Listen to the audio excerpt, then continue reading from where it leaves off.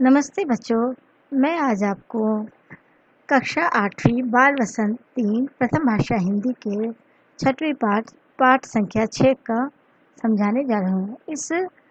ये एक कविता पाठ है। इसका नाम है अरमान। अरमान का मतलब होता है मनोकामना या कोई ऐसी इच्छा जिसे पूरी करने की चाहत हो। इसके कवि का नाम है राम नरेश त्रिपाठी। यह हमारे भारत देश के जाने माने श्रेष्ठ कवियों में से एक हैं। इनकी कविताओं को आप आगे की कक्षा में भी पढ़ेंगे। यहाँ पर देखिए प्रस्तावना प्रसंग दिया है। प्रस्तावना प्रसंग में आप देख सकते हैं कि यह चित्र जो है, यह चित्र में कैसे एक दूसरे की सहायता कर रहे हैं कि वह उसकी सहायता कर सके। यहाँ पर एक कुत्ता जो पानी में डूबा है उसको बाहर निकालने के लिए एक लड़का उसकी मदद कर रहा है, और उस लड़के को, क्योंकि ये ढलान है, ये जगह जो है ना वो ढलान है, कोई भी फिसल कर गिर सकता है, इसलिए जो है ना उसको जो है ना दूसरा लड़का अपने थैले के को पकड़ाकर उसकी मदद कर रहा है, और वह जो है ना इस कुत्ते को जो है ना बाहर निकालने की ये दोनों बच्चे कोशिश कर रहे हैं। अब यहाँ पर एक कविता की 2 लाइन दिए गए, पंक्तियाँ दिए गए। अपने लिए जिए तो क्या जिए ए दिल, तू जी जमाने के लिए। अपने लिए तो हर कोई जीता है, लेकिन सच्चा व्यक्ति वही होता है जो दूसरों के लिए जीता है। यहाँ पर प्रश्न भी दिए हैं 3। देखिए, पहला प्रश्न, केवल अपने के लिए जीना क्यों व्यर्थ है? क्योंकि अगर हम सिर्फ अपने लिए ही जिएंगे तो हमारे पीछे हमें याद करने वाला कोई भी नहीं होता है, और जब हम किसी के काम नहीं आएंगे तो हमारे काम भी कोई नहीं आएगा। तो इसलिए अपने लिए जीना व्यर्थ है। जब तक हम किसी की सहायता, ईश्वर ने हमें यह जन्म दिया है दूसरों की सहायता के लिए, तो अगर हम दूसरों की सहायता नहीं कर सके तो यह जन्म हमारा व्यर्थ हो जाएगा। व्यर्थ मतलब होता है बेकार। दूसरा प्रश्न है, जमाने के लिए जीने से क्या तात्पर्य है? जमाने के लिए जीने से तात्पर्य है कि किसी की रक्षा करना, किसी की मुसीबत में उसका साथ देना। यह तीसरा प्रश्न, इस नीति के बारे में आपके क्या विचार हैं? मैं इससे बिल्कुल ही सहमत हूँ, क्योंकि हमें सिर्फ अपना स्वार्थ ही नहीं देखना चाहिए। हमें गरीब या असहाय, बेबस ऐसे लोगों की सहायता हमें ज़रूर करनी चाहिए।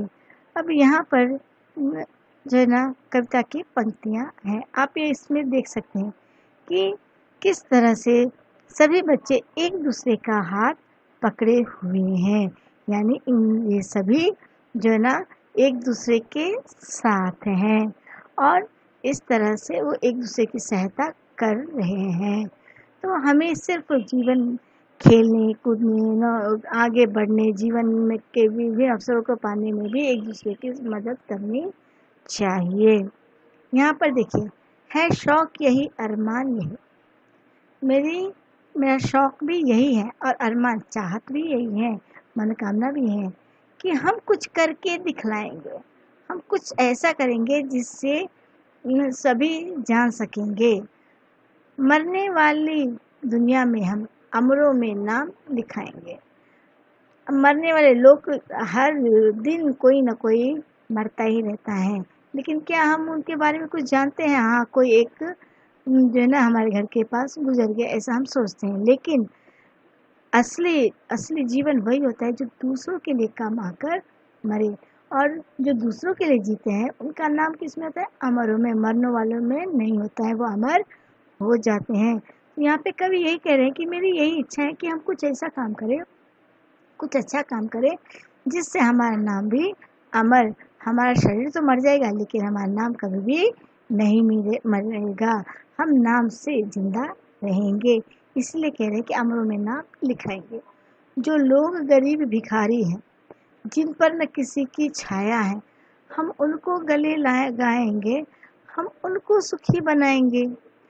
अब हमारे पास, हम बहुत पैसे वाले हैं, लेकिन गरीब भिखारी, उनको देखकर अगर हम घृणा करेंगे, उनसे अलग होंगे, तो ये नहीं। हमें उन गरीब लोगों को भी उनकी सहायता करके उनको अपने पैर पर खड़ा करेंगे। जिन पर किसी का ना छाया हो, जिसके सर पर किसी का हाथ नहीं है, यानी उसके माँ बाप उसको पालने वाले कोई नहीं है, तो ऐसे लोगों के हम मदद करेंगे, उनकी छाया बनकर रहेंगे, यानी उसके सहायक बनकर उनके रहेंगे। यहाँ पर छाया का मतलब होता है शैडो नहीं, यहाँ पर छाया का मतलब है उनके सहायक बनकर रहेंगे।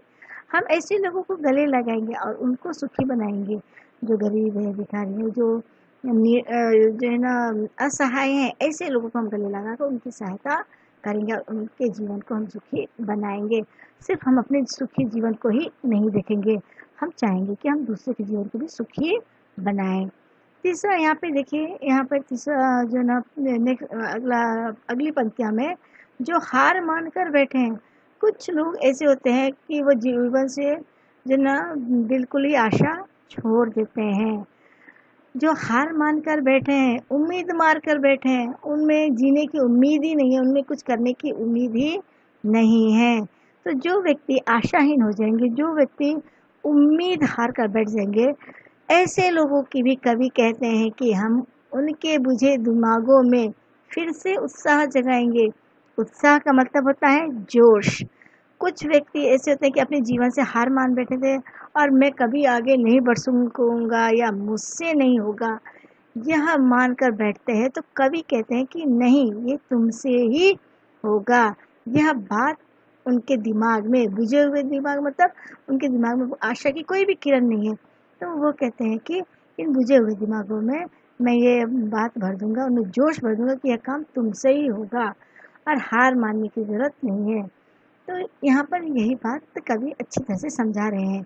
जो हार मान कर बैठे हैं, उम्मीद मार कर बैठे हैं, उन्हें जीने की उम्मीद नहीं, कुछ काम करने की इच्छा नहीं है, आगे बढ़ने के लिए वो ना उम्मीद हो चुके हैं, ऐसे लोगों के दिमाग के दिए जो बुझा चुके हैं, वो निराशाहीन हो चुके हैं, ऐसे लोगों के मन में वो कभी फिर से उत्साह जोश लगाना चाहते हैं।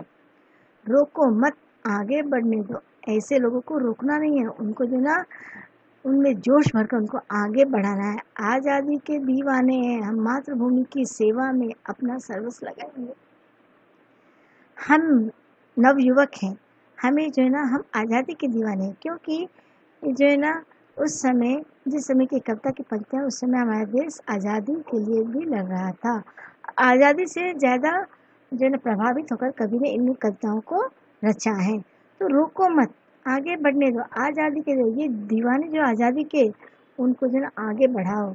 हम मातृभूमि का मतलब जन्मभूमि, हमारा देश, जिस पर हम जो है ना जन्म लिए हैं, उसे कहते हैं मातृभूमि की सेवा में हम अपना सर्वस्व मतलब सब कुछ, अपना सर्वस्व लगाएंगे। हम इस देश की सेवा में हम अपना सब कुछ लगा देंगे।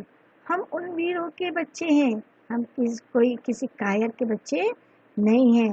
ये जितने भी ना उम्मीद होकर बैठे हैं, वो सोचते हैं कि अब जो ना हमें आज़ादी नहीं मिलेगी, ऐसे लोगों के जो ना हमें दिमाग में उम्मीद की किरण जगाना है और कहते हैं कि हम अपना सब कुछ लुटा देंगे इस देश के लिए, क्योंकि हम किसी कायर के बच्चे नहीं, हम वीरों के बच्चे हैं, जो धुन के पक्के सच्चे थे। धुन मतलब लगन जो है ना वह पक्के करके, उनका इरादा बहुत ही मजबूत था। पक्का का मतलब है मजबूत, धुन मतलब लगन। तो जो धुन के पक्के सच्चे थे, हम उन वीरों के बच्चे हैं जो अपने लगन के एकदम ही सच्चे थे। हम उनका मान बढ़ाएंगे, हम उनकी आज़ादी को बेकार जाने नहीं देंगे। उन्होंने जो आज़ादी के लिए लड़ाई लड़ी है, हम उनको बेकार नहीं होने देंगे। हम उनका मान बढ़ाएंगे, मान मतलब सम्मान, उनके सम्मान को हम बढ़ाएंगे। हम जग में नाम कमाएंगे। जग का मतलब होता है दुनिया, संसार। तो हम जो है ना ये आज़ादी के जितने भी दीवाने थे, जिन्होंने हमारे देश के लिए ना जाने कितने ही कुर्बानियाँ दिए हैं, और उनकी जो है ना इस आज़ादी के लड़ाई को, संघर्ष को हम बेकार नहीं होने देंगे। और उनका नाम हम, क्योंकि हम उन्हीं वीरों के बच्चे हैं जो कभी हार मानने वालों में से नहीं हैं। हम जब कुछ ठान लेते हैं तो हम उसे करने के लिए आगे बढ़ते हैं। तो हम इसलिए उन लोगों का मान सम्मान बढ़ाएंगे और जग में अपना नाम कमाएंगे। इस तरह से कवि ने देखिए कितने सुंदर तरीके से इस कविता का वर्णन किया है। और आप देखेंगे कि बच्चे किस तरह से एक दूसरे का हाथ पकड़कर हौसला अफजाई कर रहे हैं, हौसला बढ़ा रहे हैं, उनका उत्साह बढ़ा रहे हैं। अगर हम सभी साथ साथ रहो तो हम में कभी भी जोश की कमी नहीं है। जब हम अकेले हो जाते हैं तो ही हमें निराशा बढ़ जाती है। जब हम साथ रहते हैं तो हमें निराशा हमें कभी छू भी नहीं सकती है और हम कभी भी सकारात्मक रूप से सोचते हैं। यह जो है ना पाठ अगर आपको समझ में आया हो तो आप इस वीडियो को बस लाइक और सब्सक्राइब ज़रूर कीजिए। धन्यवाद।